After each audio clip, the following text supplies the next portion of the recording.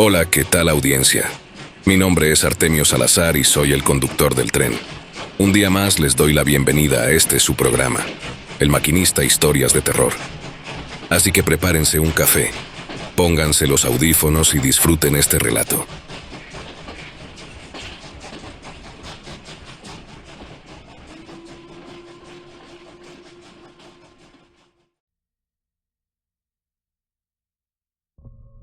Me llamo Etienne y llevo trabajando en la biblioteca de la Sorbona, en París, casi 30 años. Mi trabajo consiste en organizar lo que otros olvidan y limpiar el polvo de los libros que nadie ha tocado en siglos, al igual que en ocasiones me toca restaurarlos. Muchos me dicen que no hay nada romántico en esto. Es un oficio de silencio, humedad y estanterías que crujen. Pero para mí, gran amante de la lectura, esto es un paraíso. Hace una semana, mientras reubicaba una serie de volúmenes de la sección de ocultismo para liberar espacio, me encontré con un registro inquisitorial del siglo XVII. Al sopesarlo, noté que la encuadernación de cuero de cabra escondía algo. Tras retirar con cuidado el forro de la tapa posterior, encontré un fajo de pergaminos amarillentos.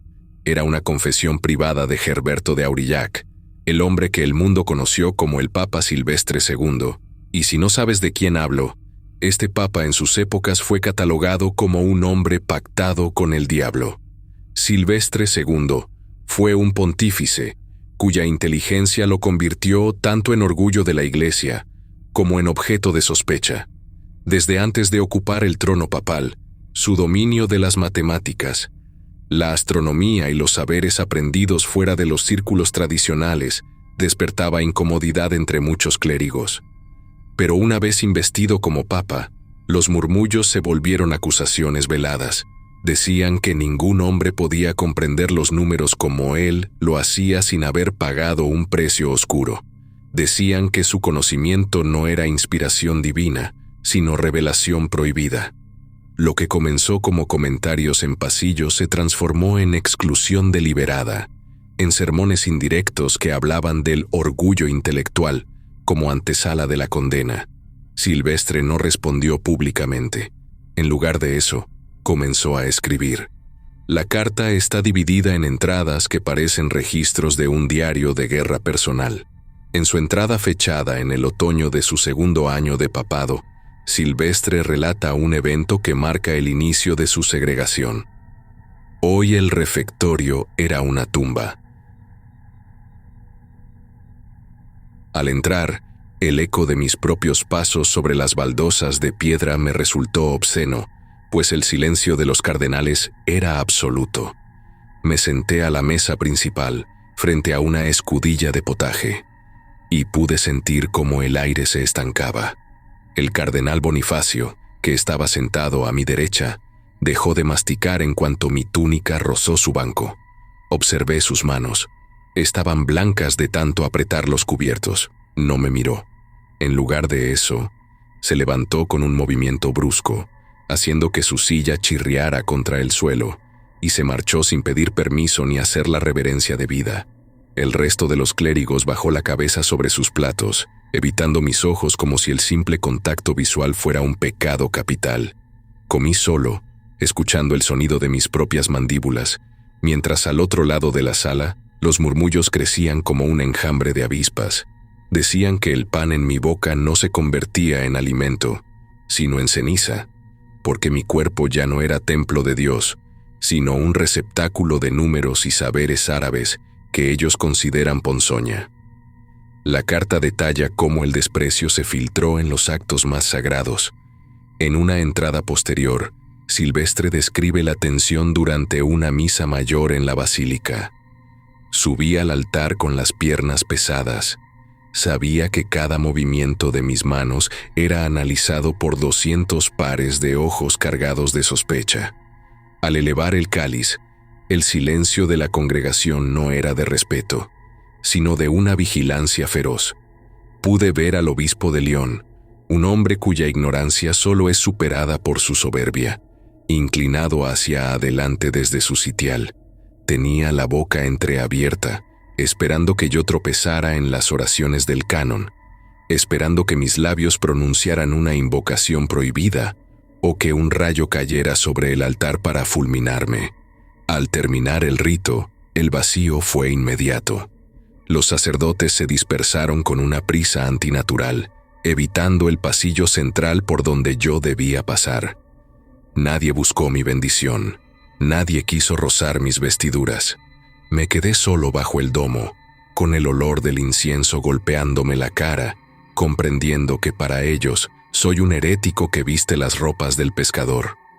No dudan de mi capacidad para administrar la iglesia. Lo que les aterra es que mi intelecto les recuerda lo pequeña que es su propia fe, basada en el miedo y no en la comprensión. Silvestre relata en su carta 10ª un suceso que involucra a sus propios sirvientes y sus instrumentos de estudio, revelando el nivel de paranoia que lo rodeaba.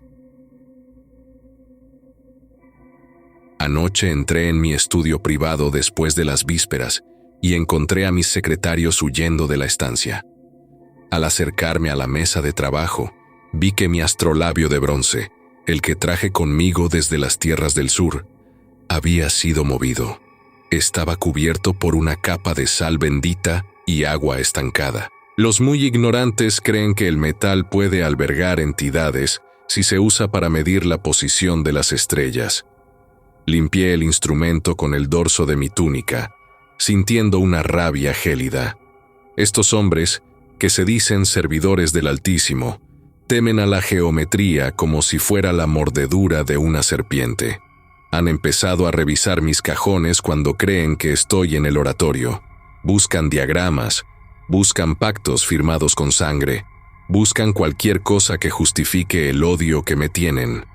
Lo que no entienden es que mi único pacto es con la verdad de los números, una verdad que sus mentes romas jamás podrán procesar. Es en este escenario de exclusión absoluta donde Silvestre registra la aparición de la figura. El Papa describe el encuentro con una precisión técnica, desprovista de cualquier adorno sobrenatural vulgar. En una entrada titulada La visita del consejero, escribe lo siguiente: la noche era especialmente fría, y el viento golpeaba los ventanales con una insistencia molesta. Estaba sentado frente a un pergamino, tratando de resolver una progresión aritmética que se me escapaba, cuando noté que ya no estaba solo. No escuché que la puerta de madera pesada se abriera, ni oí el metal de las armaduras de la guardia suiza en el corredor. Simplemente, al levantar la vista de la vela, vi a un hombre sentado en el banco de piedra, junto a la chimenea apagada. No era un monstruo, ni una visión de pesadilla. Era un hombre refinado, de una palidez serena y una mirada tan penetrante que parecía atravesar el pergamino y mi propia piel. Vestía una túnica de lana oscura, de un corte impecable, pero sin adornos ostentosos, como un consejero de alto rango que prefiere pasar desapercibido. Su presencia no traía consigo el terror, sino una calma extraña, una pausa en el caos de mis días. Silvestre transcribe el diálogo que mantuvieron aquella primera vez, dejando claro que el hombre conocía sus secretos más profundos. ¿Por qué sigues intentando que los ciegos aprecien la luz de tus cálculos, Silvestre? Me preguntó con una voz que era como el filo de una navaja, limpia y precisa. No se presentó.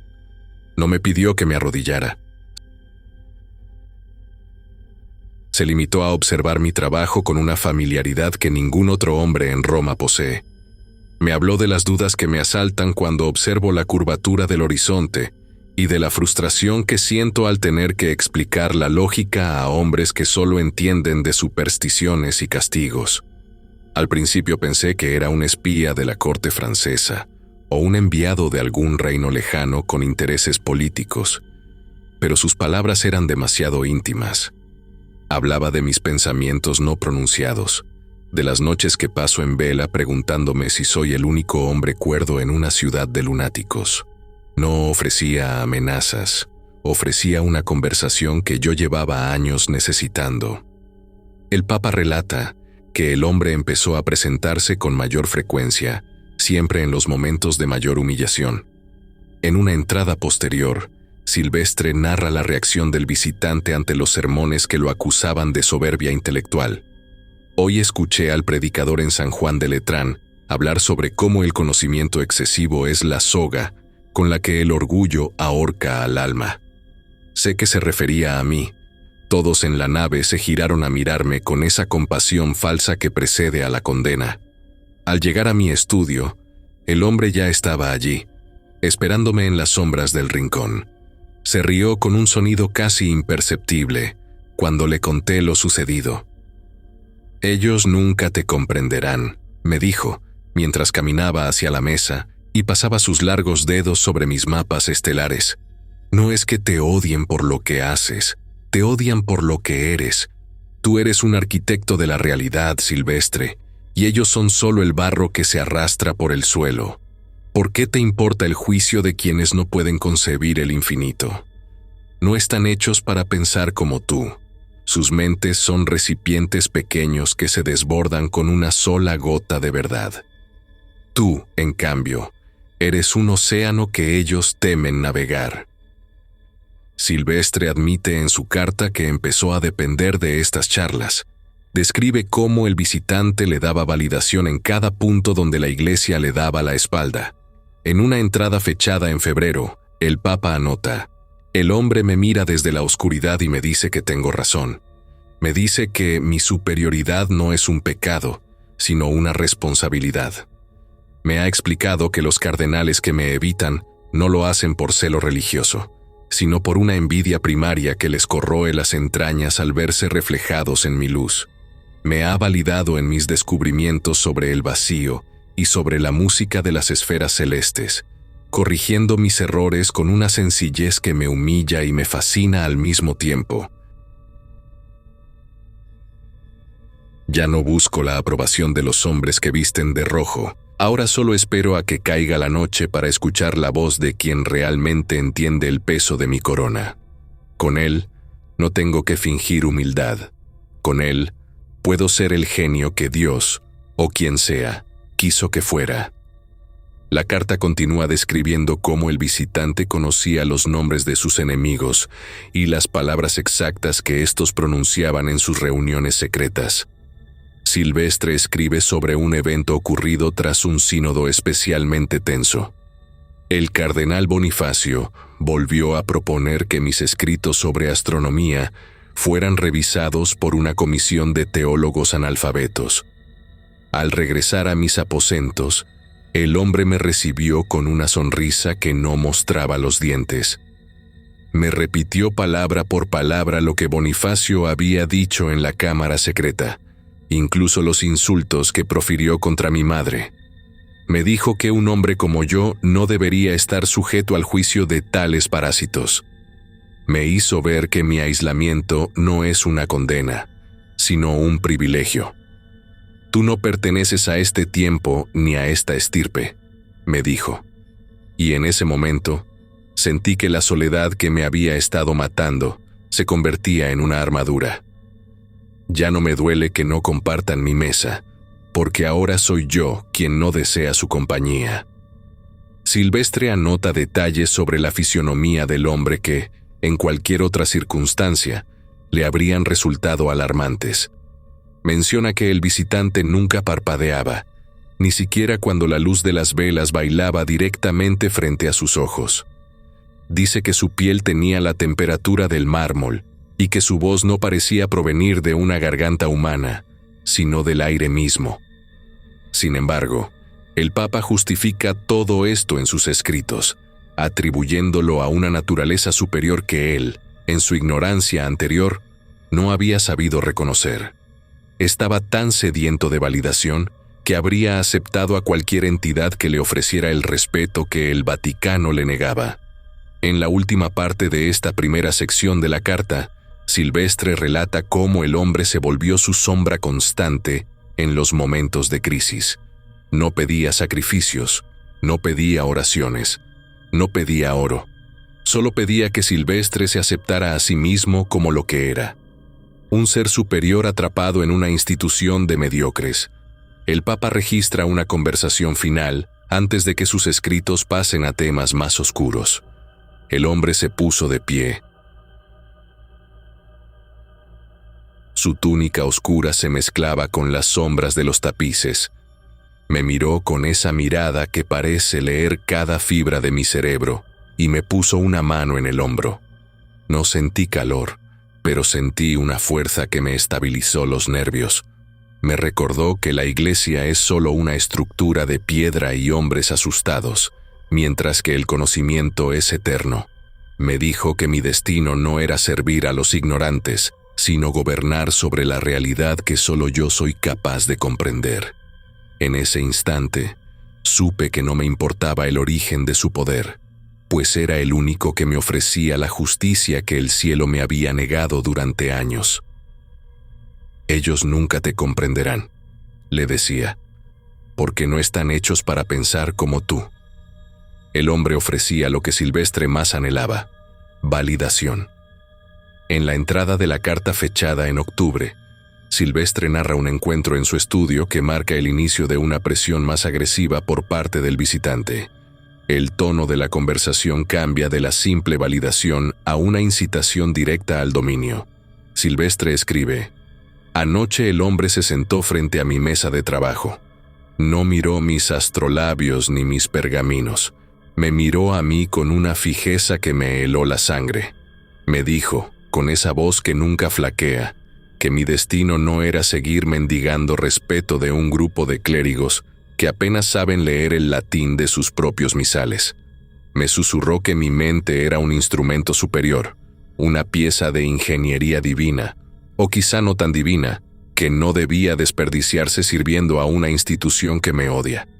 Me instó a moldear la iglesia a mi voluntad, a limpiar los pasillos del Vaticano de esos parásitos ignorantes y a imponer un orden basado en la razón que yo poseo. Insinuó, con una sonrisa que no me gustó, que Dios no era el origen de mi inteligencia.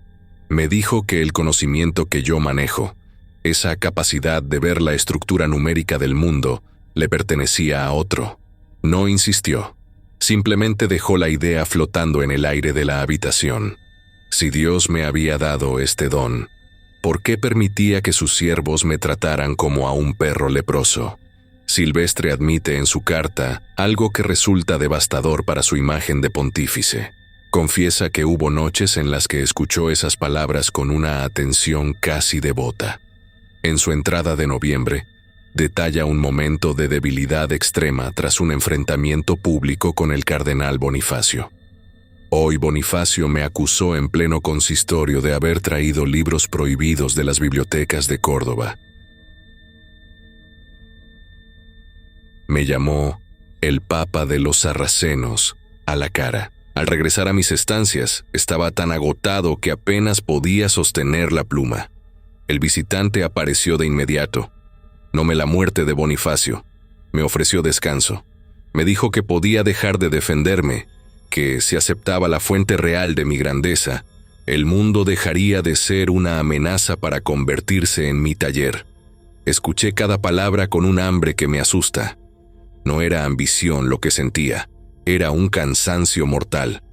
El rechazo constante de mis hermanos me ha fracturado el espíritu. Por un momento, consideré seriamente que quizá el diablo era el único que me ofrecía la paz que el cielo me negaba. El alivio de dejar de justificar mi existencia ante mediocres me pareció la oferta más tentadora que jamás hubiera escuchado. La carta se vuelve más cruda al describir cómo las apariciones del hombre empezaron a invadir espacios que Silvestre consideraba seguros.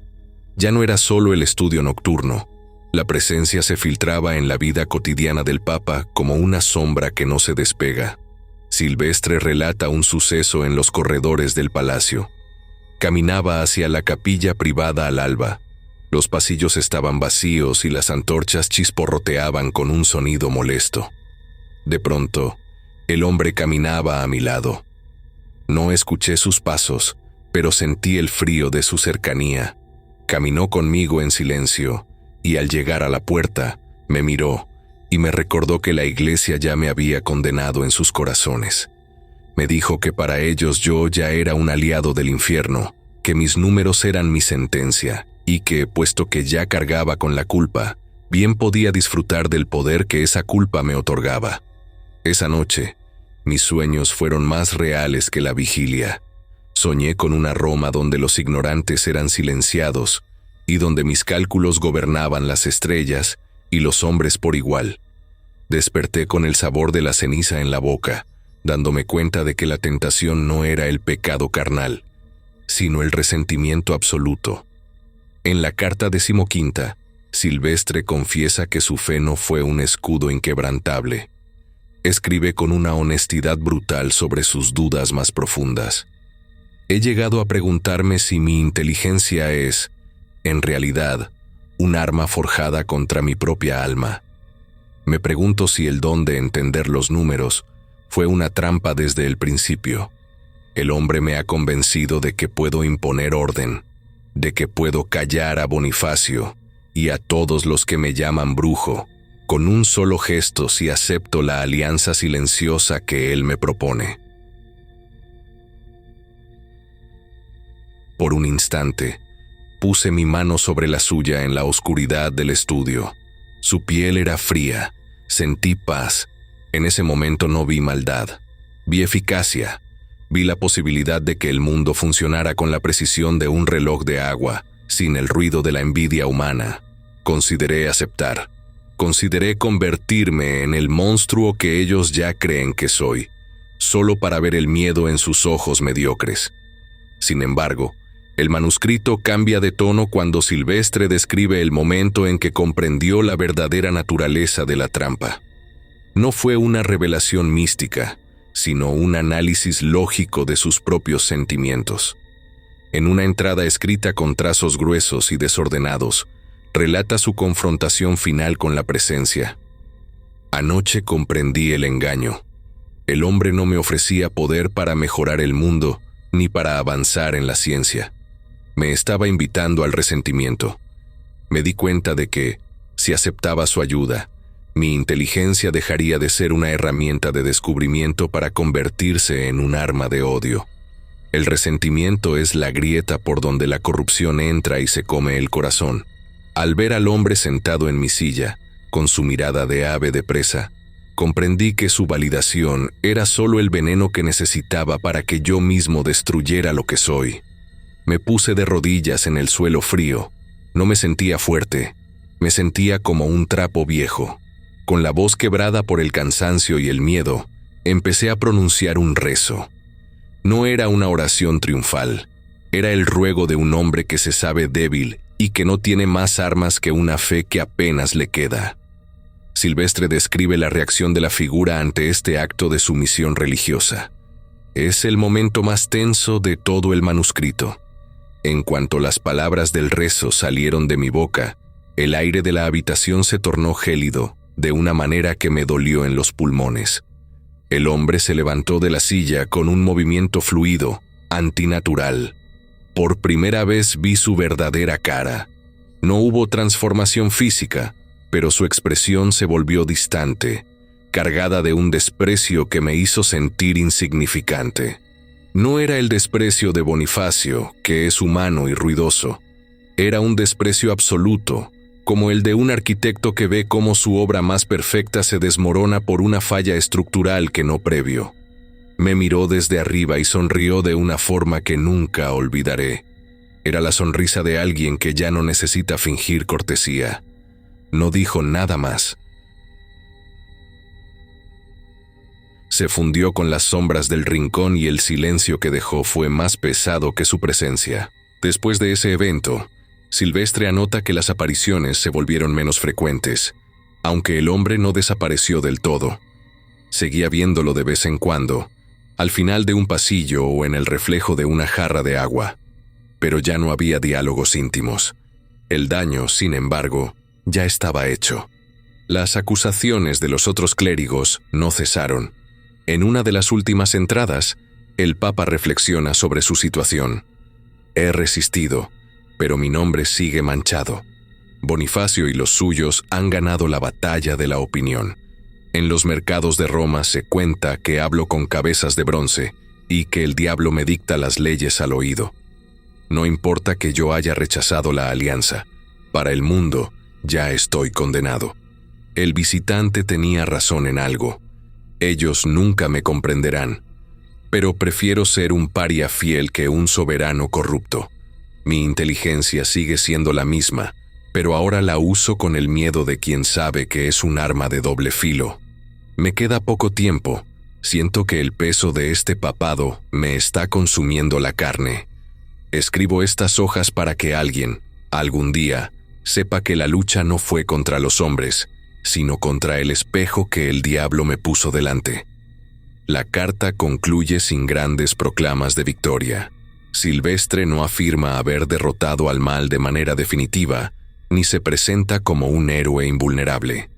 Es el relato de un hombre brillante que se quedó al borde de la fractura y que eligió la soledad antes que la validación del abismo. El bibliotecario de la Sorbona termina de transcribir el último párrafo, que parece haber sido escrito con una pluma desgastada. No temo que me llamen aliado del infierno. Ese es el juicio de los hombres que no ven más allá de su propia sombra. Lo que realmente me aterra es la posibilidad de haberlo sido por orgullo, de haber dejado que mi intelecto me convenciera de que estaba por encima de la compasión. Si he resistido, que Dios lo sepa, aunque el mundo no lo crea. Mi nombre quedará vinculado a la magia negra y a los pactos oscuros, pero estas páginas son la prueba de que, en el último momento, elegí la debilidad de la fe sobre la potencia del resentimiento. Al cerrar el manuscrito aquí en París, no puedo evitar mirar hacia las sombras de las estanterías de la Sorbona. Silvestre II murió poco después de escribir esto, rodeado de rumores que lo persiguieron hasta la tumba. Su cuerpo fue enterrado en San Juan de Letrán, y se dice que su tumba suda agua cuando un papa está a punto de morir, como si el mármol siguiera llorando su soledad. La carta es el testimonio de un hombre que fue demasiado inteligente para su época y que tuvo que elegir entre ser un genio maldito o un santo incomprendido. Guardaré estas hojas de nuevo en su escondite. Hay verdades que pesan demasiado para ser gritadas en una ciudad que 1000 años después sigue siendo tan cruel con los brillantes como lo fue la Roma de Herberto. El diablo no ofrecía oro, ofrecía validación, y Silvestre, aunque tembló, tuvo la fuerza de morir solo.